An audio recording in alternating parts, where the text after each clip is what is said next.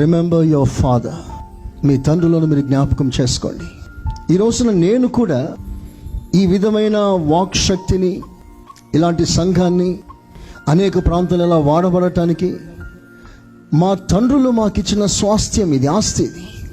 ఈరోజు నేను ధైర్యంగా సాక్ష్యం చెప్పాలంటే పాస్టర్ జే డేవిడ్ రాజు గారు నా తండ్రి. అతను నాకు ఇచ్చిన ఆస్తి ఇది. శరీర ప్రకారంగా డబ్బులు, ఆస్తులు, చిరాస్తులు లేదా మేడల మీద నాకు ఇవ్వలేదు, కానీ ఆయన దగ్గర నేను పొందిన ఆస్తి ఈ వాక్య ప్రత్యక్షత. పాస్టర్ గారు వాక్యం చెప్పేటప్పుడు ఆ వాక్యం చాలా ఆసక్తితో వినేవాడిని. ప్రత్యేకంగా సేవకుల కూటాలు ఎప్పుడో ఒకసారి జరుగుతుంది, కానీ ప్రతి ఆదివారం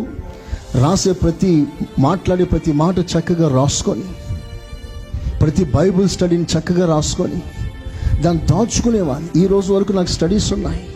డేవిడ్ రాజ్ పాస్టర్ గారు చెప్పిన ప్రతి మెసేజ్ ఈ రోజు వరకు నేను దాచుకొని ఉన్నాను దాన్ని. ఆ రోజు నేను రాత్రులు నిద్రపోయేవాడిని కాదు.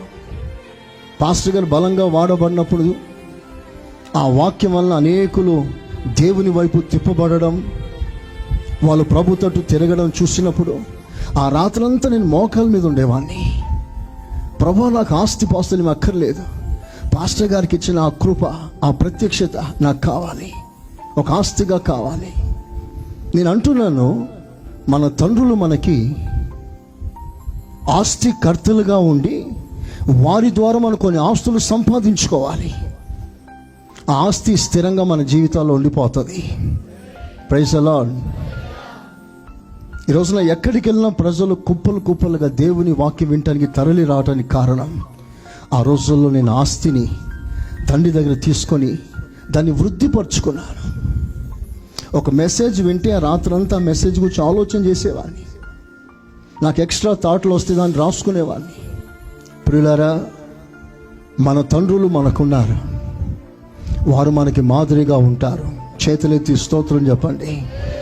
వారి దగ్గర నుంచి మన అనేక ఆశీర్వాదాలు మనం పొందుకోవాలి, అనుభవించాలి.